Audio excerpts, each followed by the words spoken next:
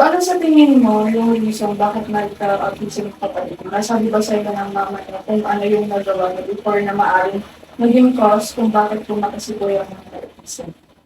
Well, according kasi kay mama, sa mga past na stories na regarding kay Kuya, is habang pinagbubuntis na si Kuya, dumaan siya sa emotions na roller coaster, kung pwede natin tawagin. Kumbaga, may mga times na nakakaramdam siya, nakaka-experience siya ng intense na emotion, like stress, depression, nagtatime dahil sa mga conflicts or mga rising situations na hindi rin naman niya makontrol. So, at the time, ang ginagawa niya or ang coping mechanism niya is i-release yung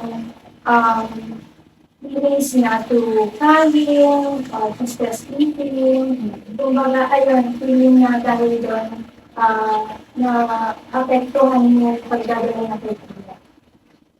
Second question is, what age mo napansin na may autism niya?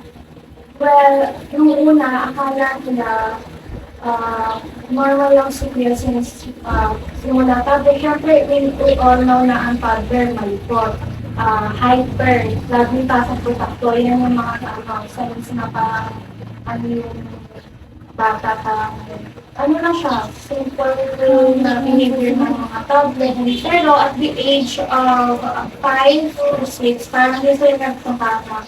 Bakit parang iba yung teenagers ni unusual siya, hindi siya yung parang typical na bata. Iba yung level ng pagka-hyper niya, iba yung level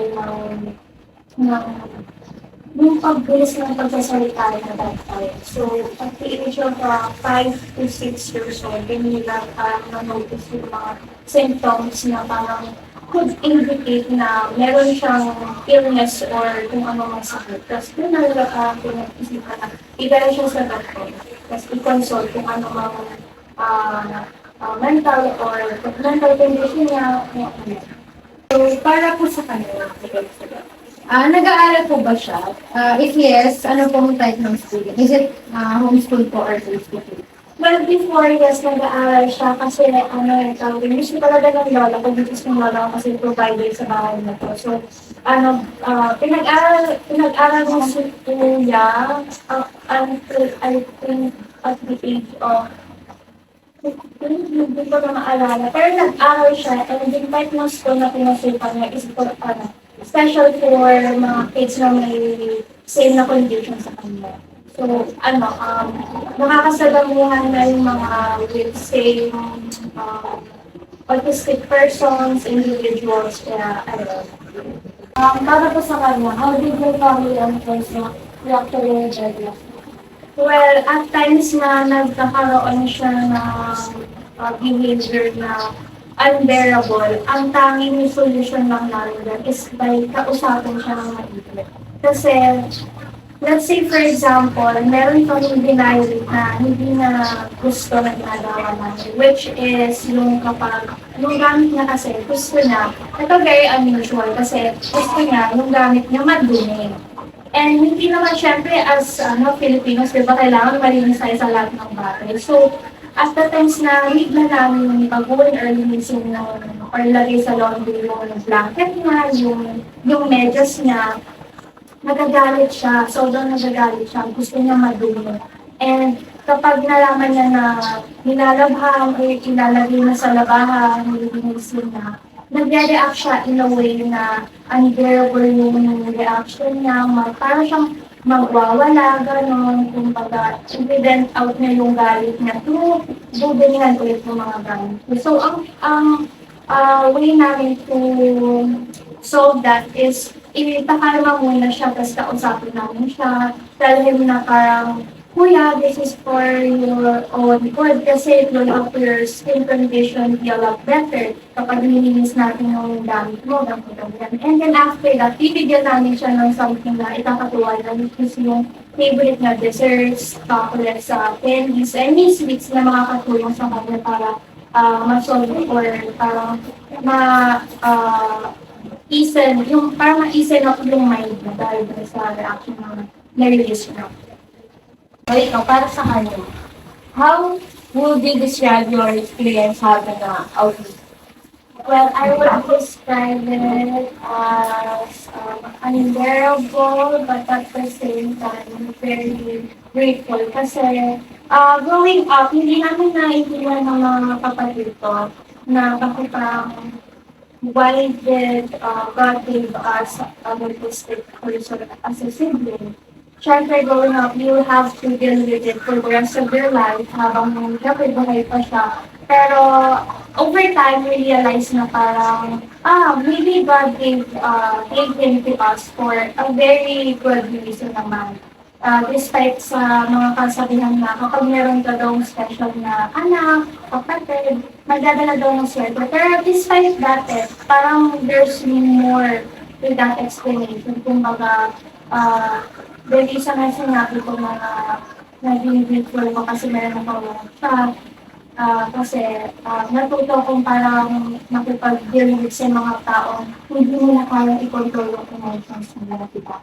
So, diba parang matututunan mo din somehow na makipag-deal sa mga individuals na nangangailangan ng mga tulong.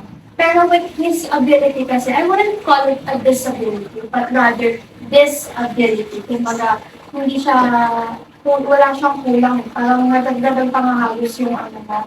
Kasi he's a very talented person. He's more than what other people do. Kumbaga, kung dahil sa sakit na akala ng tao, ano na siya, parang disabled na siya gawin ng mga bagay-bagay. No, everyone's wrong. Mas madami silang nagagawa kasi sa akala ng iba, hanggang dito lang sila. Kasi nga, disability. They have disability. So, therefore, I would describe it na unbearable siya at times kasi uncontrollable talaga yung behavior niya. But at the same time, I'm very grateful. Yung i-describe sa kanya, gratefulness towards sa brother ko na may ganitong illness. Next question ko is, what do you want to do on your spare time? Are you watching some movies or videos on YouTube? We heard that you love playing Lego. Can you show us some of your Legos? Yeah, she's asking you, what do you do on your free time? I was building my Lego set, and also I collect every toys in my room. Okay, so after that, now they want you to show them your Lego collection, even just one of them. Can you show them your favorite one? Yeah. Can you show us?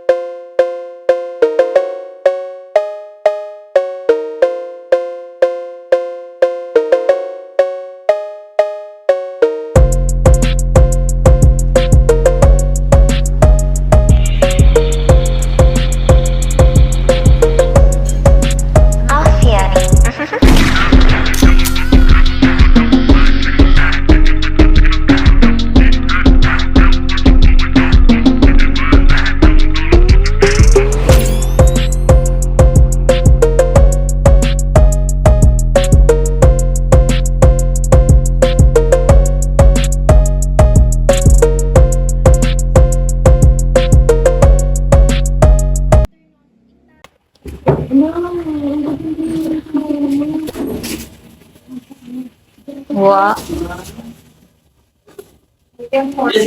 That one I built in 2013, 2023. Oh yeah, 2023. Hindi siya 2023. Nalilito kasi siya sa di ba yung pag sinabi niya, kasi sabihin na nangyari to kanina, sabihin na this happened later. Kung baliktad, di ba? Okay. Oh no, wait, but Malako is I built this one in 2024. Wow. Ito yung latest ng gift from Ninong, sa Ninong namin. Tapos we spent a whole day building this. Kumbaga, one day lang siya inabot. Kasi simula ako nagbukasan ng Christmas, nakaupo na siya doon. Tapos busy na siya. Tapos bawal mo siyang guluhin. Kailangan pwesto na. Tapos biniblow na lang. So, one day na lang kami na. What's your advice on someone who has the same condition as yours? Ako sa lower. So, ang ilay natin sa self-construction. What would I advise to someone na parang silang relative na same condition as his? So, I would say na always be grateful lang. Tapos, find ways na makakatulong sa kanya, makakope up sa lifestyle na meron siya. Tapos, yun lang, continue lang maintindihin yung mga individuals na nag-deal with sa same condition as his. So, say for example, kilalanin sila ng mas lubos and alamin niyo kung ano yung gusto nila sa mga ayaw nila. That way, you can help them. At the same time, they can help you din na ma-figure out kung paano ba i-deal yung buhay ng lifestyle nila, ganyan. And the very best way is just to be grateful to have them. Kasi they're a blessing to our lives. Ayun, katulad na sinabi ko kanina, hindi sila individuals with disability, but rather, meron silang mga ability na way more than an ordinary individuals have. So, yun, be grateful and then learn how to cope up with them at the same time na kilalanin nyo sila malipot. So, those two.